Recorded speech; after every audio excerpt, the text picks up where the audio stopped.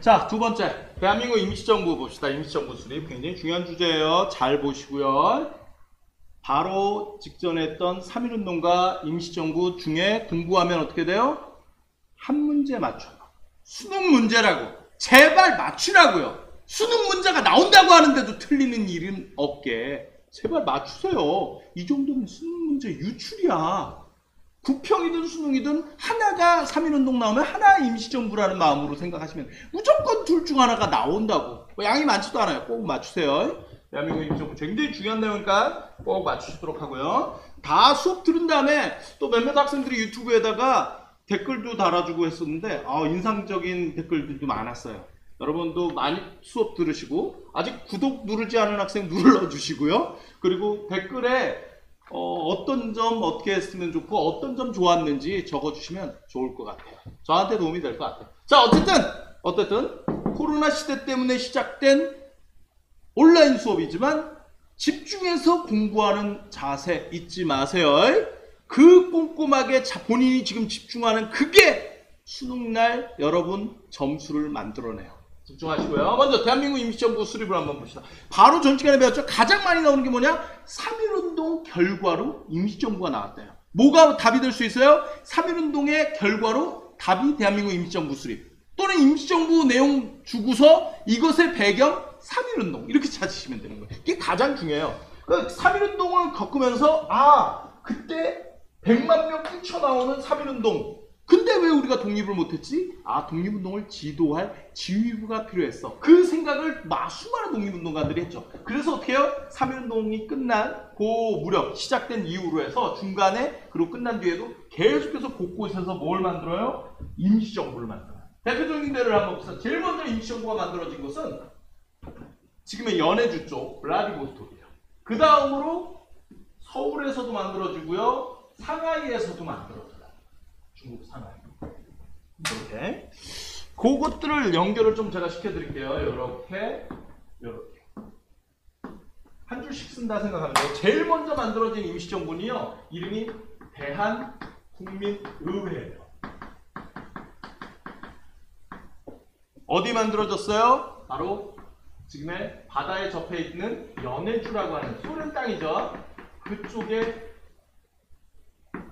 임시정부가 만들어졌어요. 임시정부 이름이 대한국민의회였어요. 됐죠? 여기는 보통 총 갖고 싸우자는 무장투쟁을 쓰는 분들이 좀 많았어요.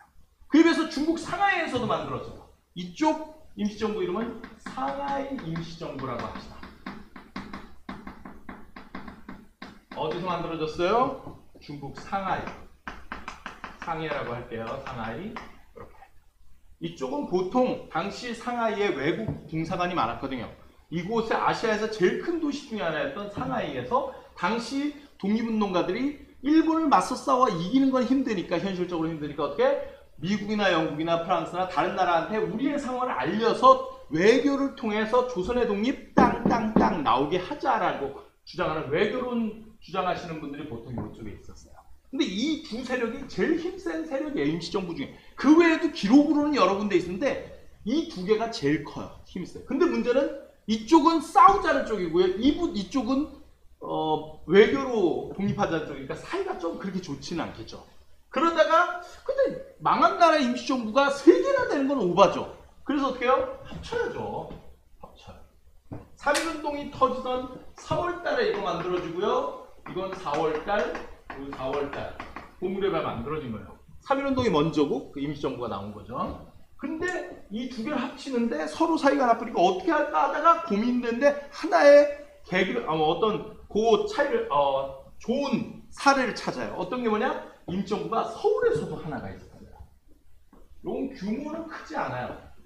이름이 뭐냐? 임시정부 이름이 한성정부예요. 한성이 옛날 서울의 지명이기도 하죠. 한성. 어디 있는지는 알겠죠? 서울이에요.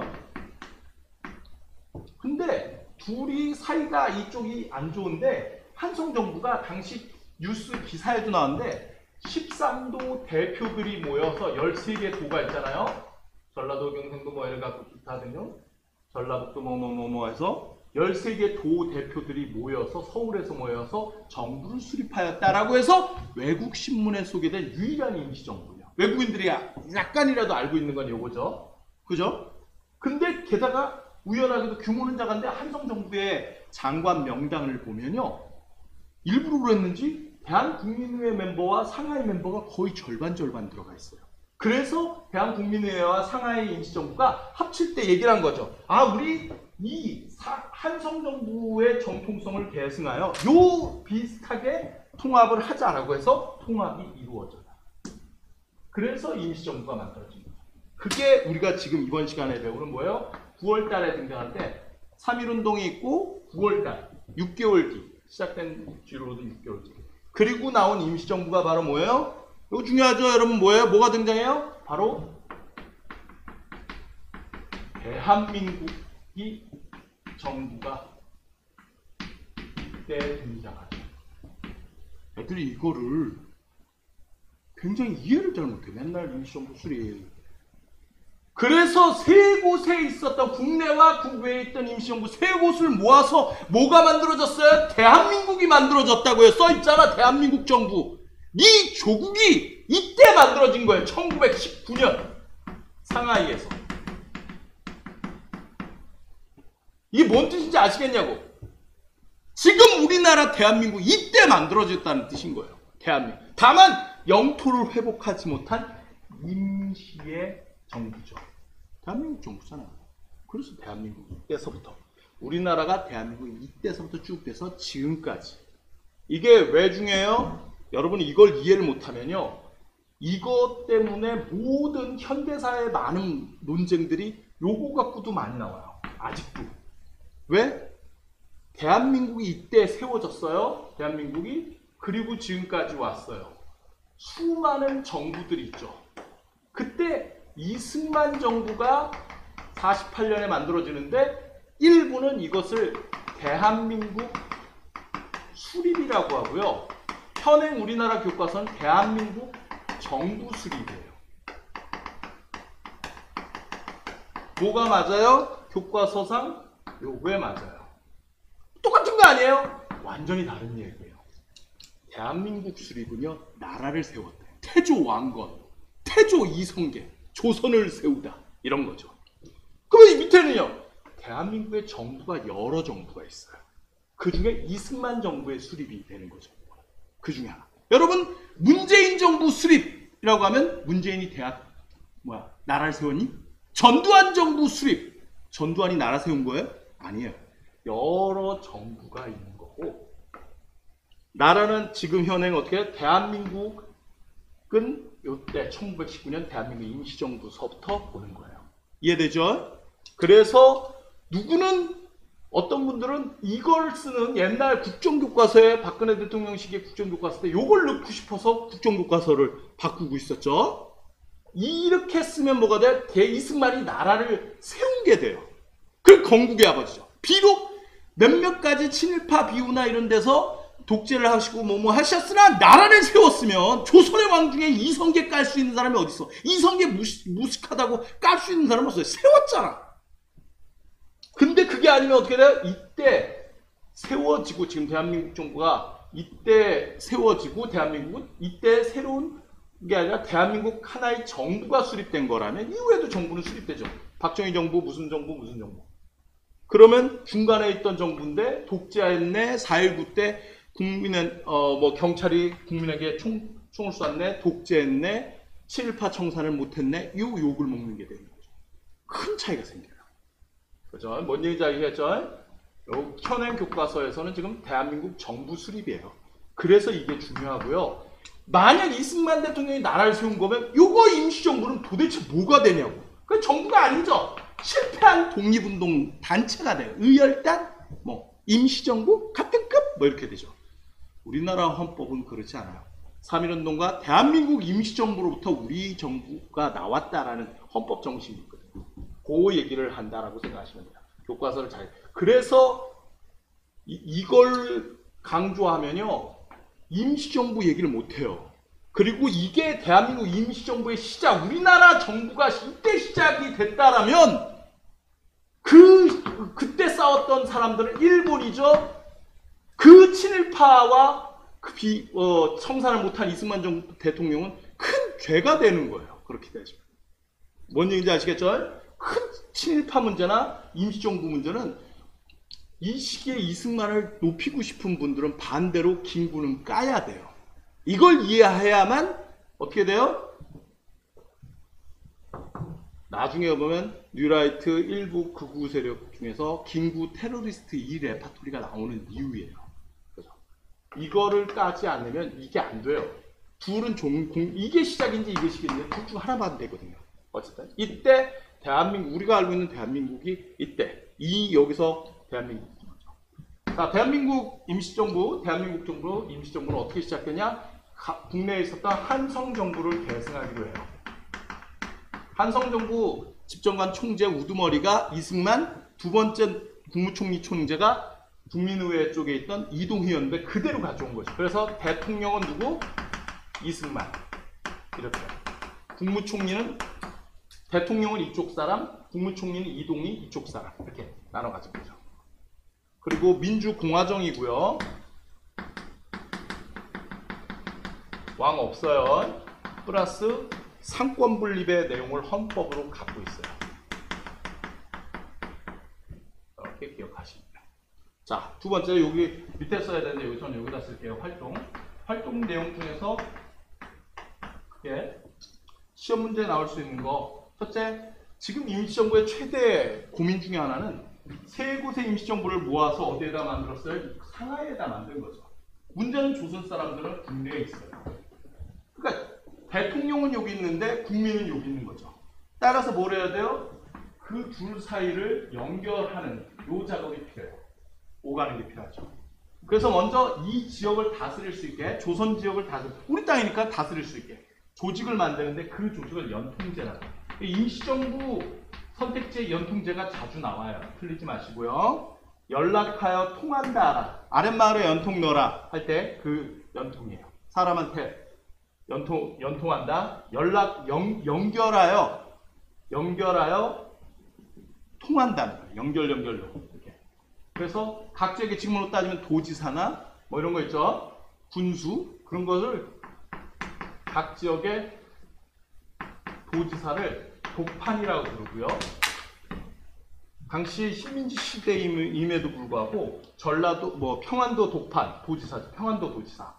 어디 군감, 영감 이런 사람들을 임명한 거죠. 그러니까 국내 뭐예요? 국내 비밀 행정 조직이에요. 국내 행정. 정부 대한민국 임시정부가 국내에 있는 국민들을 지시를 할 수 있어야 되기 때문에 비밀 조직이긴 하지만 연통제 조직을 만든 거죠. 문제는 이 연통제 조직이 조선에 있고 대통령이나 임시정부는 상하이에 있으니까 그 임시정부와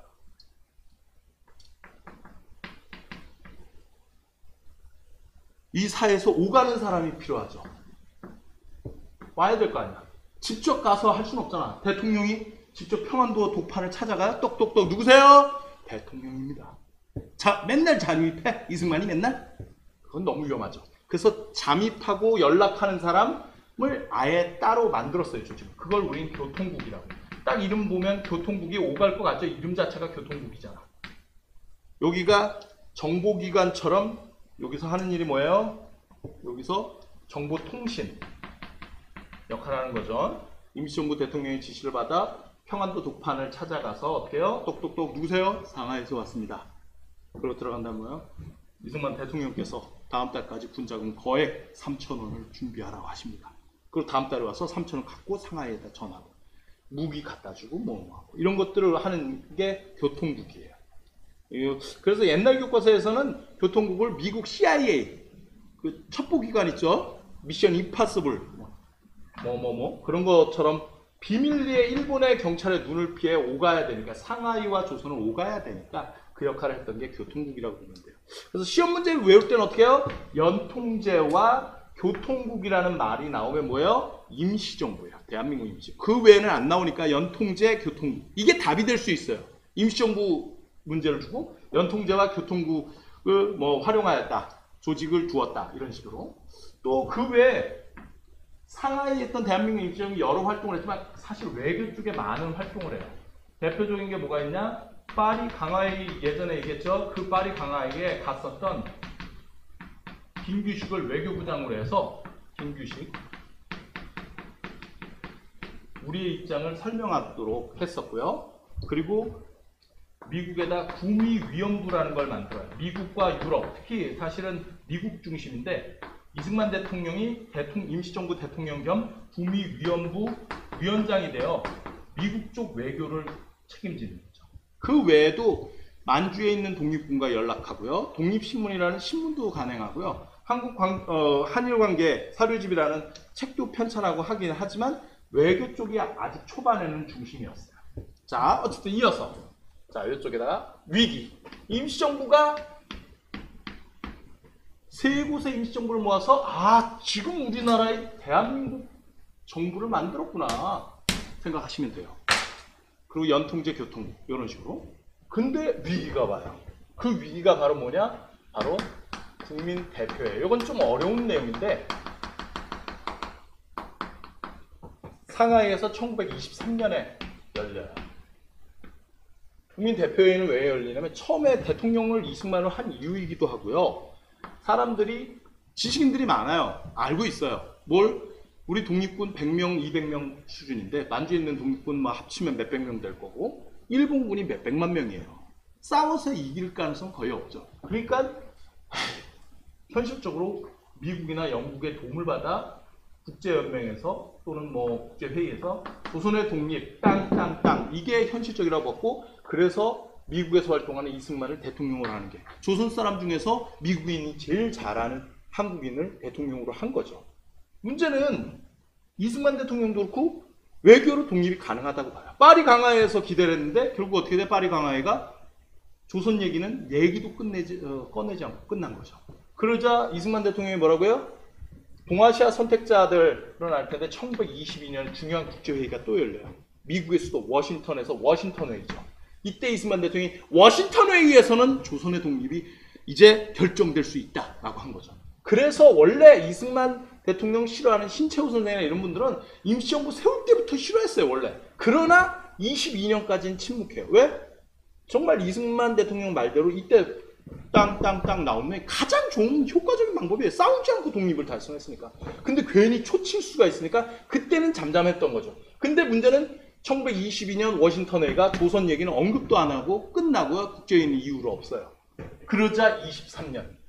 그렇게 외교를 통해서 독립할 수 있다고 했는데 택도 없음이 드러난 시기인 거죠. 그러자 이후에 외교에 중심을 뒀던 임시정부, 근데 외교를 이제 독립 못함이 명백해지자 이후에 독립운동 임시정부 어떻게 할까를 갖고 임시정부 국민들의 대표를 모아 임시정부의 방향을 결정하자는 회의가 열린 거죠.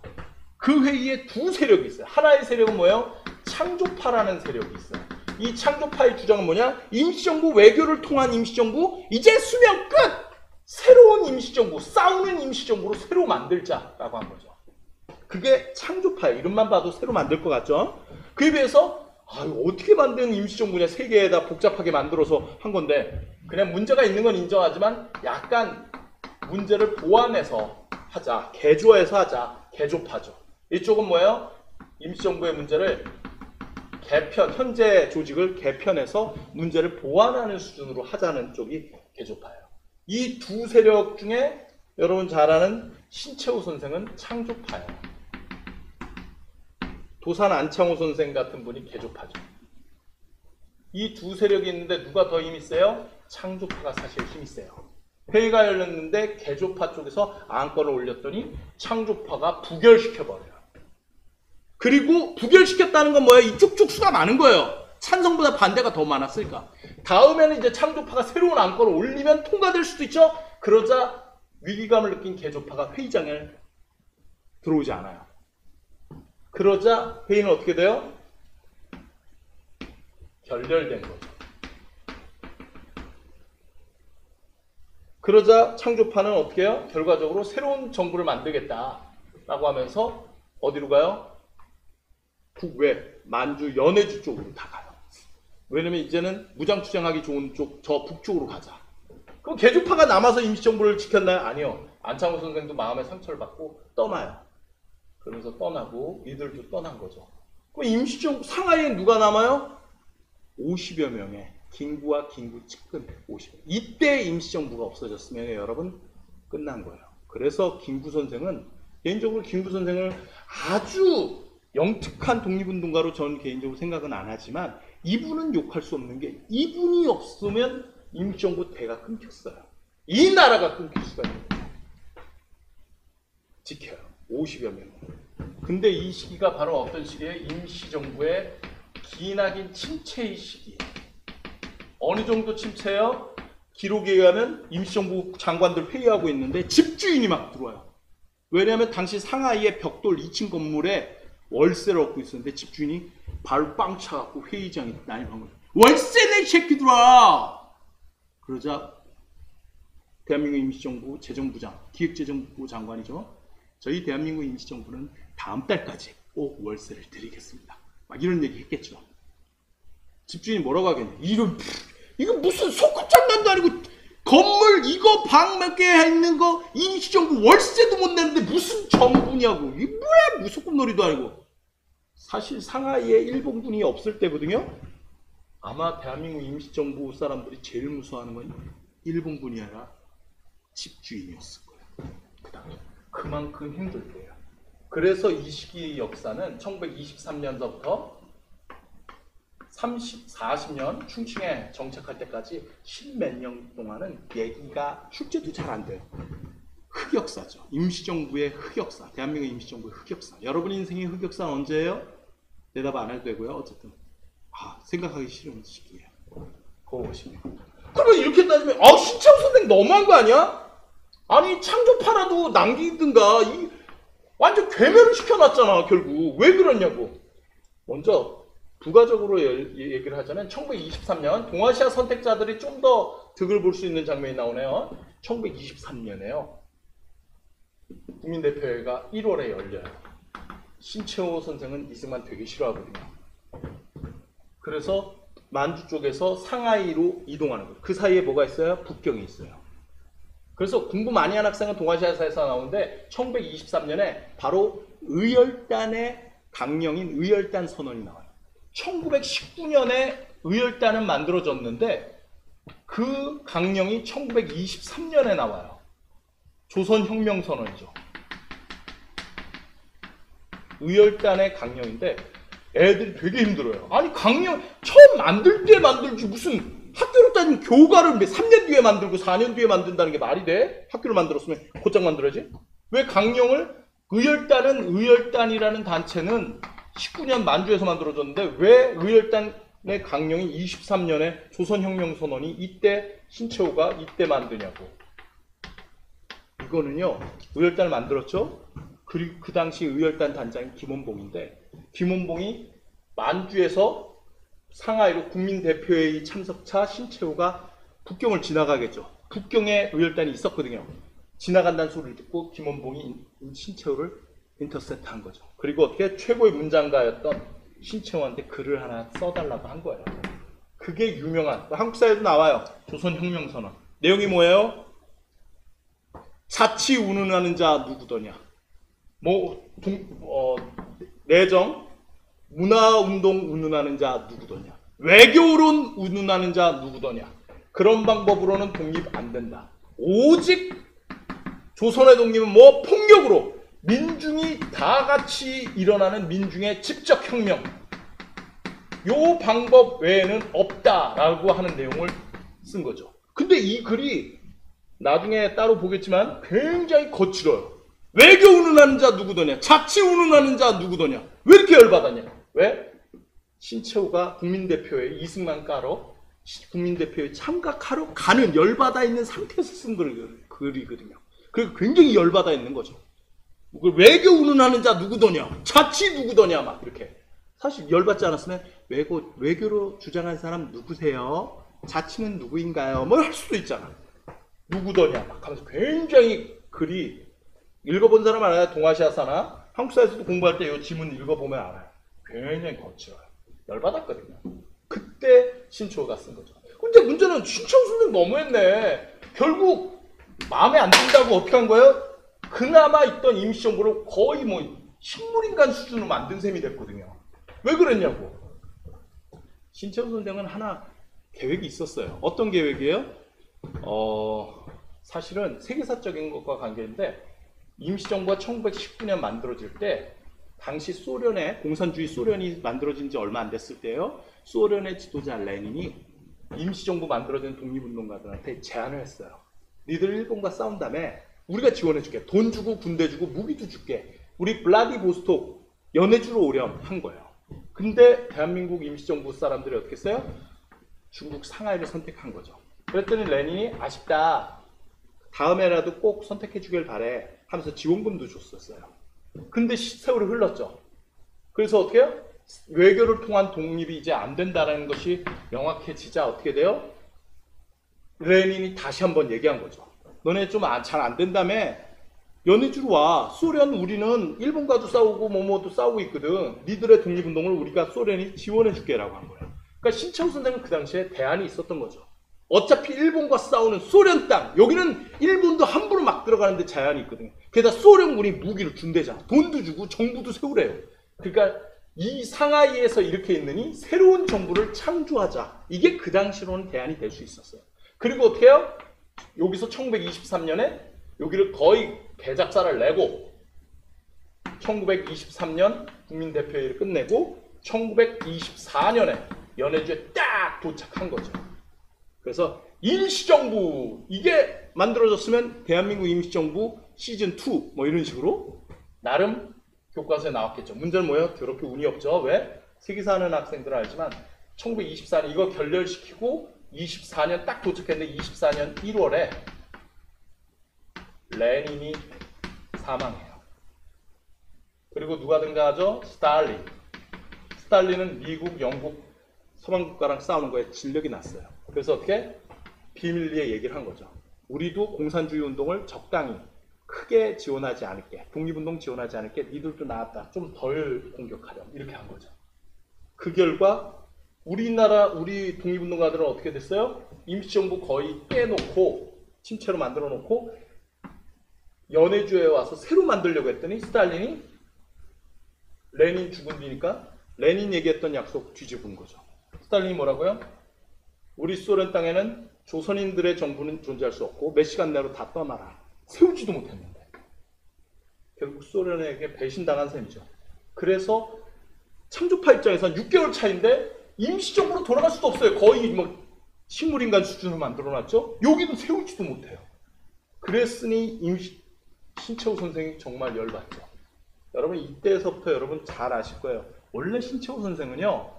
초기에 대한제국 말이나 요 시기까지 10년대나 이럴 때는 민족주의자예요. 근데 1923년 이 국민대표회의 24년에 스탈린 소련한테 배신당하면서 저 일본 놈들도 X지만 공산주의 저 놈들 X 모든 정부는 다 X 무정부주의자 아나키즘으로 이그 사건 이후로 변해요.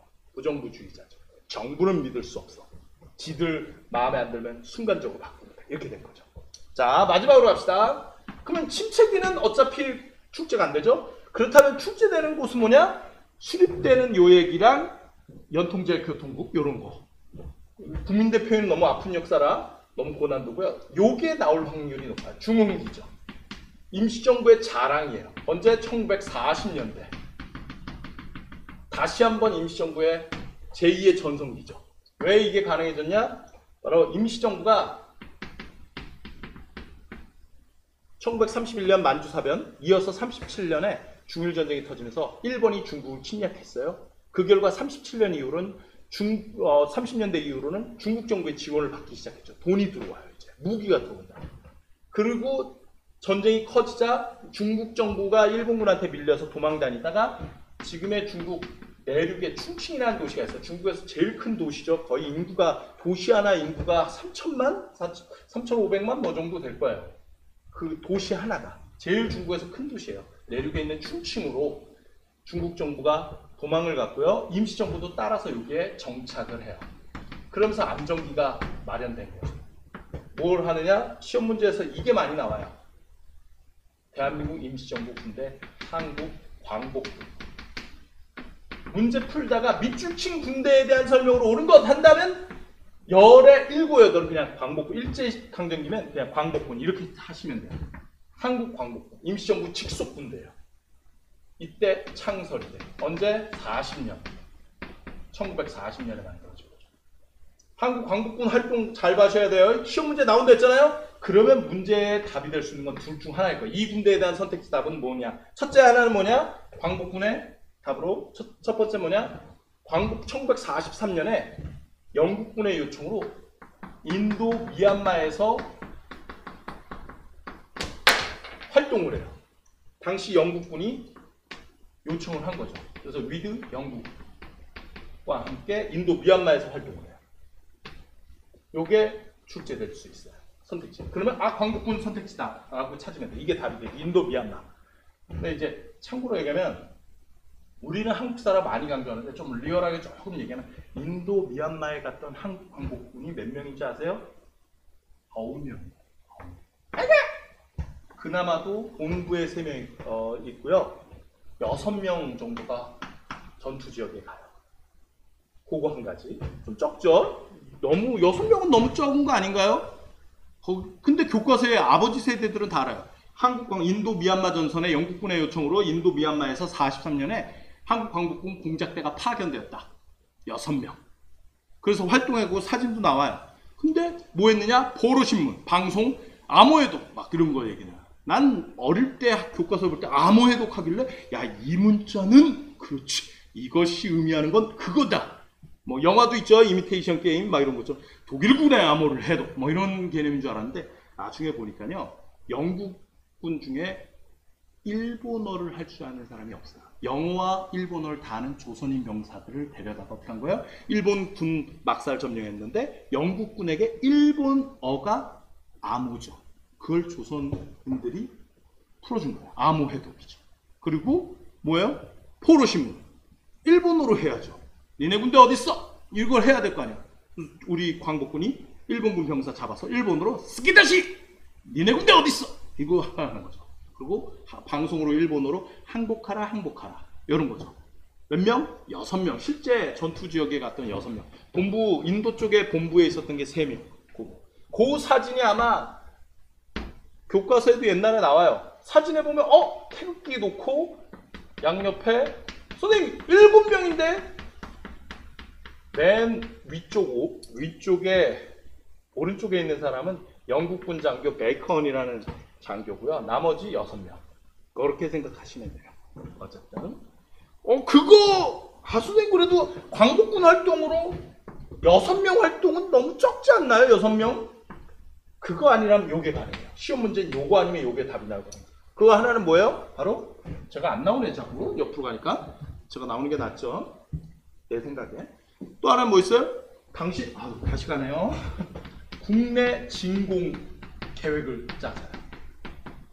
서울 진공이 아니에요. 그건 의병 배울 때 했던 거고 이건 국내로 나라 밖에서 국내로 들어오는 거죠. 진격하여 공격하는 계획을 짜요. 이건 누구랑 해요? 미국 OSS, 지금의 미국 CIA의 전신 부대와 함께 국내 진공을 위해서 어떻게 해요? 시안이라는 중국 도시에서 낙하산 훈련을 받은 거죠. 미국 교관이 가르쳐줘요. 그래서 D-Day도 잡았어요. 그리고 서울 주요 도시에다가 광복군이 낙하산 타고 내려와서 일본군과 싸우는 거죠.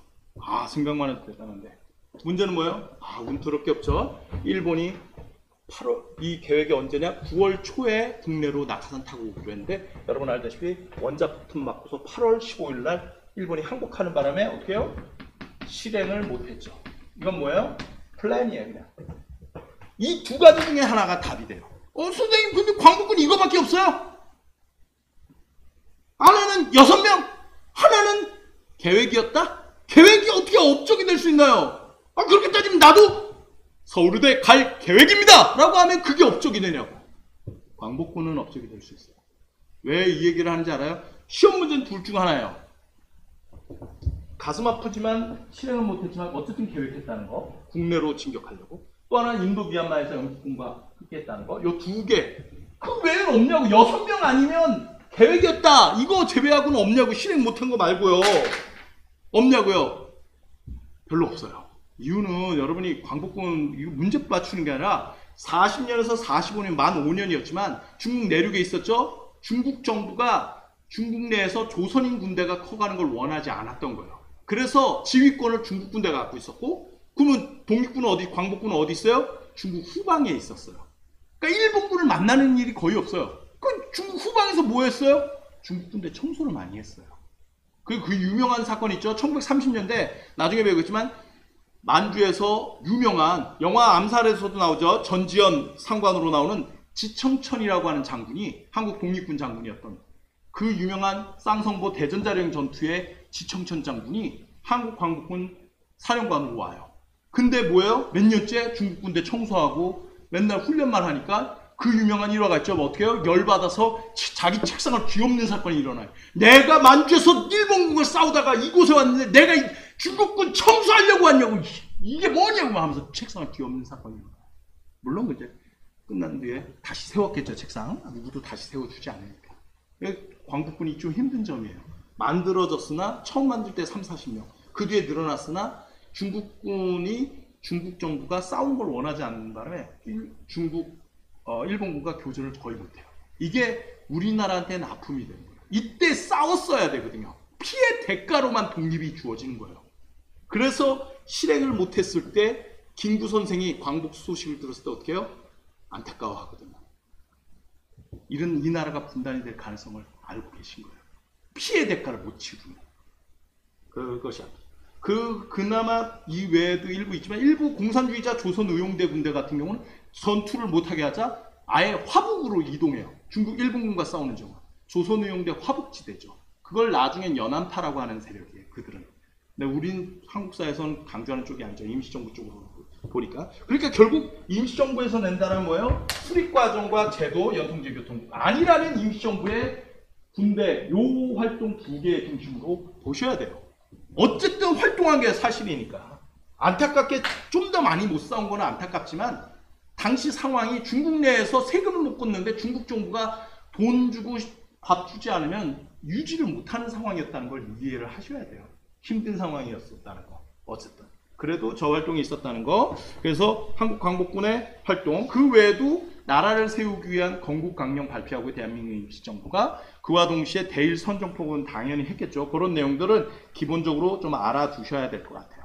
여기까지 하면 대한민국 임시정부는 끝났어요. 3.1운동과 대한민국 임시정부 이 내용들 중에서 뭐 수능 한 문제 꼭 맞추셔야 돼요. 계속 반복돼요. 구평에서도 보세요. 수능에서도 보세요. 선생님이 얘기한 게 답이 나와요. 내 말 맞추시기 바라고요. 그리고 굉장히 우리나라 현재 우리나라 정부의 시작을 보여주는 중요한 주제이기 때문에 왜 이게 쉬운 주제 3.1운동과 대한민국 임시정부 다 아는 내용인 것 같은데 왜 맨날 수능에서 한 문제씩 내지? 이 나라의 시작이라고요. 이걸 안 내면 뭘 내겠니? 일제강점기 문제 3문제 중에 한 문제가 이 문제예요. 늘 매년 잊지 마시고 꼭 맞추시기 바라요. 여기까지 하겠습니다. 조금 끝난 다음에 요 내용들 좀 빨리 들었던 것들 다시 확인하고 싶으면 확인하시고요. 그리고 저 몇몇 학생들이 보내준 필기노트가 있는데 제 글씨가 좀 안 좋은 건 필기노트를 통해서 다시 글자 확인하셔도 될 거예요. 여기까지. 질문이나 이런 것은 댓글이나 유튜브 상에서도 질문할 수는 있어요. 어쨌든 해주시면 될 것 같아요. 여기까지 하겠습니다. 수고하셨어요.